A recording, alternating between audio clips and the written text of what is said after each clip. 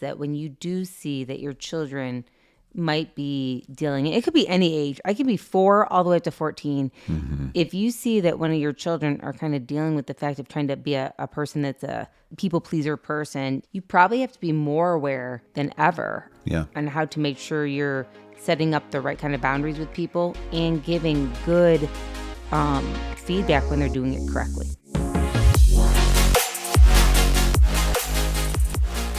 Hello, everyone. We are Greg and Jacquie Francis, and welcome to High Performance Parenting, where our passionate goal is to encourage you to raise champion children in a crazy world. Every week, we will bring you multiple episodes from our extensive experience of raising our 6 happy, healthy, successful, godly kids who are confidently equipped to win big in life. We deeply believe that any parent who is provided with the right knowledge and continual support can raise amazing kids. And when they do, all of our futures get better. If raising up future generations of absolute champions matters to you as much as it does to us, here's how you can contribute. Like and share this podcast with everyone you know. And together, let's embrace this journey of raising champion kids in a crazy world. Okay, we're back. Part 2 about this. I love the conversation we were just having about this topic, which, you know, I feel like in some ways it's time for us to start addressing some directly what could potentially be someone would feel as a controversial topic. Like, who does have the right to tell me that my kid was acting up, kind of a thing, right? Yeah. Well, you know, for us, we were just describing that one of the things that we need to do when we have our kids go somewhere, and we just use kids' church as an example because, you know, we're there every week, and is to really make sure that we voice as parents to the people who are in leadership there that we want feedback. Like, we want to know if our kids are acting up. We don't want anything sugar-coated. We're not going to be upset. In fact, you're going to be doing us a favor if you let us know, because it's our job, not yours. Correct. It's our job. It's our job to set the standards and to help develop character in our kids. You get to benefit from it, but I need you to let me know if something's off, because you know what? It's none of this stuff just happens like by one conversation. It has to be addressed until it gets built in, right? Right. And I also think another, smart thing to do is to have other tribes of families that you trust to give you input. You know, I will just tell you, if there's people that you respect around your children or around, your family, ask sometimes, be like, hey, if you see something when I am not around, or if you hear something, I would love for you to tell me. I'm not asking you to take care of it for me. I'm asking you to tell me so I can take care of it. And you won't hurt my feelings. If you see my child, converse about things that are not who we are, I want to hear what they're talking about. If you see them behave in a way that is not who they are. Sure. Hanging out in a circle of friends, looking at the wrong stuff. Or discussing things that they shouldn't be discussing, or making plans for things that they shouldn't be making plans for, or, anything. It could be older or younger kids. We're not talking about just young kids in some kids' church. We're talking about all in between. If you see something, please be a pair of eyes for me. Be a pair of ears for me, and come tell me right away. And I will take care of it. If you see my child behaving in a way that is not Christ-like, or not according to what the Word of God says, or not according to what the standards are that for our family, because we discuss them so much, please let us know, because I want to take care of these things. And I think then the next important part is, as a parent, if you say that, really do it. I mean, nothing's harder than when somebody gives you permission to say, I want to tell you, I saw something from your child. Just wanted to let you know, not the easiest thing for me to tell you, but I heard this and saw this. If you asked for that kind of feedback, then be a person that takes care of it with your child, and don't expect another parent to have to parent your child. Correct. Yeah. It's like, and again, I don't know if we can stress this enough, that in environments that you're going to be in consistently, could be a sports team, could be whatever, could be with a coach, right? And if you're not going to be there, that you really do have to give this permission, because unasked for advice is always taken as criticism. And I think so you'll naturally probably take it as criticism. And because of that, then the coach or the kids' church leader won't address it with you unless it's a really problem, right? Then it gets to a point of embarrassment. Awkwardness hits. And it's just unnecessary. And one thing just that we could talk about for a second is, So when you think about these parents, maybe that have kids that show up and the kid acts one way with them and the kid acts a different way. So how does someone fix that, hon? I mean, for us at our house, some of the things we would do is we would be having those direct conversations with our children. We don't really sugarcoat it. We say, this is how you've behaved. We don't give any leeway for it. So when you see this scenario, you think that they're not taking the time and energy to have those conversations at home. Correct. Like for us personally, we take the time. We take the hard conversations with our kids. Do you think they're not doing it because they don't know how to do it? I think they're doing it because most people are scared their kids are going to get upset with them. I think a lot of times parents don't do it because they don't want to keep up with it. So they're still confused about the role of a parent versus a friend. Correct. I think sometimes a parent literally just doesn't want to keep up with it. Parenting is an everyday thing. Yeah. It's not just once a week or when you feel like it. I think some parents they know if they tell their child, this is not okay, and because it's not okay, this is the repercussions, they actually have to follow through with it. So you reverse engineered even further. So why would someone care more about being a friend than actually a parent to their kids, right? Is it because that's what their parents did with them potentially? So that was what their normal became? Was it because of the influence that they get, whether it's through social media or books or whatever, that they have a less conservative mindset, let's say? And so now they kind of try to fit in with the committee of they out there. I mean, how does someone get there? Well, and I think it starts at the very beginning. That's not proper. I like it though. Is it? Is what it is. Are the parents even on the same page on how to parent?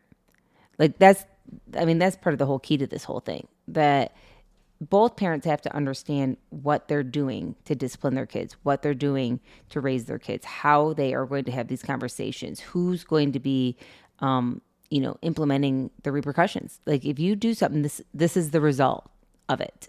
And I just think today most parents have themselves convinced that, it's not my job. I mean, if somebody sees something my kid's doing, then go ahead and correct it. And they just don't really want to take the time and follow through and see.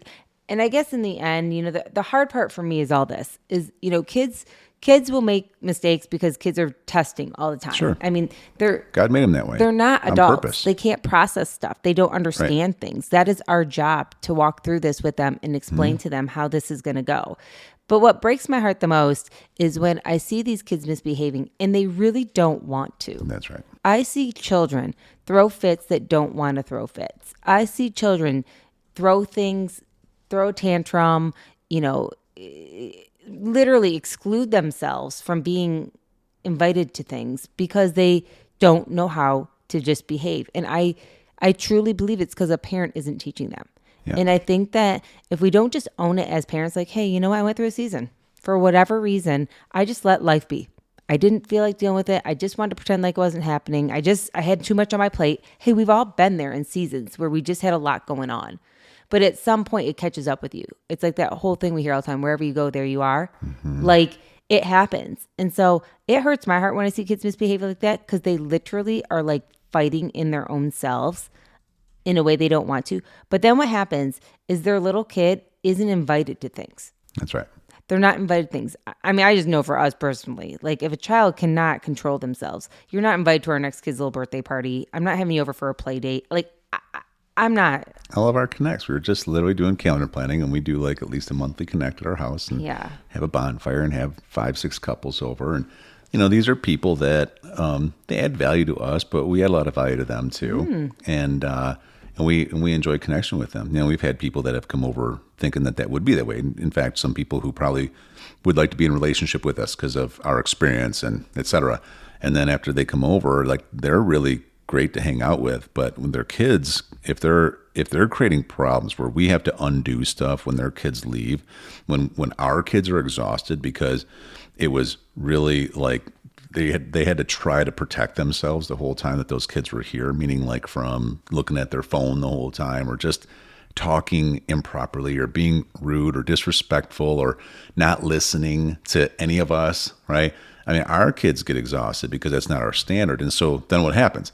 We're naturally just not inviting those people over again, right? I mean, and I get it. Maybe it makes us sound a little arrogant or something, or is that the right thing? And the reality is, it is for sure the right thing for us. Yeah, for us it works. Because we are going to be in atmospheres that line up with who we are. We don't need people to be perfect, okay? But there's some basic foundational things. Well, and I think the whole thing is if we bring you into our environment, there's going to be standards because there's too many other environments that we can't control, aka sports, aka Yep. youth events, aka church, friendship circles, whatever. We can't control outside of our house, right? So our kids already are going to be put up to the challenge all the time. We don't shelter them all the time. Our kids don't just sit in a bubble, don't get some weird idea. Sure. I mean, we put them out there enough to be able to apply what they learn here at home in the world. 5 days a week in sports. Yes. 2-3 church events a week. Correct. Like, getting with friends multiple dance times. Classes. Babysitting. Yeah, we do it all the time. But when you come into our personal environment, that's where we want to make sure it's a safe zone for everybody because we all have to be able to feel like at some point we're not trying to always be on our guard for things. So I'll just tell you, if that's going on in your life, and you're thinking to yourself, I should probably protect our environment a little better and then better equip my children when they go out into other environments, I think it's a really good place to start in your family, and it doesn't start too young. I will tell you, we have a little one, she's 5 right now, but we've been teaching her how to have a standard of excellence in every environment she goes to since she's been able to talk. She knows, and we've watched her at times go into little events, whether it's dance or whatever, you name it for little kids. And she's come out and been like, Mom, so-and-so wasn't listening to the teacher today. Or Mom, that little girl over there told me that I shouldn't listen to you. I should just listen to her. I'm going to go this way. And I told her that's not how we do things. Yeah. She's come up to me and said, Mom, today, none of the kids were listening. They were jumping everywhere when the teacher was teaching something. Or, so she knows, even at her age, and she's 5 now, what the standards are. Do I think she's perfect? I absolutely don't. I mean, she probably tells me half the time everything everybody else is doing and forgets once in a while some of the stuff she's done too. But I will just tell you, I will ask her. I will be like, well, were you participating in some of that sometimes? And sometimes she'll be like, no, Mom, I wasn't. And sometimes she'll be like, maybe a little. And I'll be like, okay, so next time, how can we do better? And when I do, it allows her to say, oh, okay, our rules again are we listen to the teacher. Or when they ask us to sit down, we sit down. Or if they ask us to color, we color. Or whether they ask us, you know what I mean? We don't just follow what other people said. And I'll explain to her, just because somebody else is doing it doesn't mean it's the right thing. Mm-hmm. Yeah. Yeah, and then we back, and it's like Hunter's a great example. We talked about it for a second. How did we teach her to start listening to other people? How did we teach her how to at least say things like thank you, and after someone's been helping them. A big part of it is from the moment that they can understand it, we start teaching cause and effect, right? It's really comes down to that this isn't something you're entitled to. This dance class, this isn't just something you get to do no matter how you act. If you want opportunities to be able to do fun things like this, then there's a way that we act as a family or we don't do them, right? And so we teach them some of these things about being appreciative and et cetera. We also teach them that, just like we've been saying, that you have to watch out for other people that aren't doing them, and then you have to be the leader. And everywhere you go, you always got to be a leader, and it's all about doing the right thing, not just doing the thing to fit in. And then, we're really big on when they are doing the right thing, we make sure it gets edified. We make sure we really make a big deal out of it. We make sure, kind of like that one example you just said, how we had one other friend over, and she was very strong-willed kid and isn't necessarily, parented the way that we parent, right?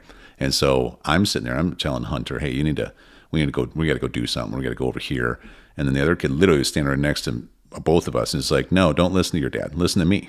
Right? And I'm just like, okay, you're going to get me involved here now, But Hunter, though, was great because you could tell it was hard. She's like 4 years old at the time, and she wants to play with her friend. It's like the same age as her. So she's torn, but I watched her little brain just go to work because of all this effort we keep putting in. And she's just like, no, I can't. I'm going to go with my dad, right? And she comes over and grabs my hand, and she's looking behind her like, I really hope she will change her mind. I really hope we don't have to stop playing now. But she still did the right thing. And we made such a big deal out of her being such a great leader, and it was awesome. But again, like that night, just as an example, how tired was Hunter? Like, how exhausted was she? Like, how early did she go to bed? It was such a mental drain because she was trying to uphold her standards around someone who didn't at that age. And we're proud of her. And this is just something she's going to build into her. But again, we, like with that in a particular person, we can't be around her. That we have had to set boundaries now. We're only going to be exposed so much because we know, you and I know, that it's really hard on Hunter. Well, and it's not fair. Yeah. That's the biggest thing. And maybe we can talk a little bit that in the next one, just how important it is that when you do see that your children might be dealing, it could be any age. I could be 4 all the way up to 14.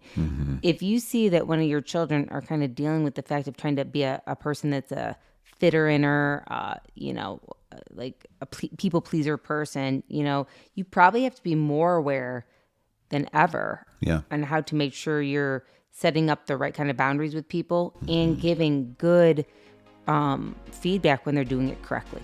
Yeah, good stuff. Sure do love you, by the way. Love you too. Hey everyone, thanks for listening and thanks for your love and support. We hope that today's episode added tremendous value to you and your family. It would mean so much to us if you would partner with us on our mission of helping parents around the globe raise champion children in this crazy world. To do so, simply take a moment to like and share this podcast with everyone in your network. See you next time.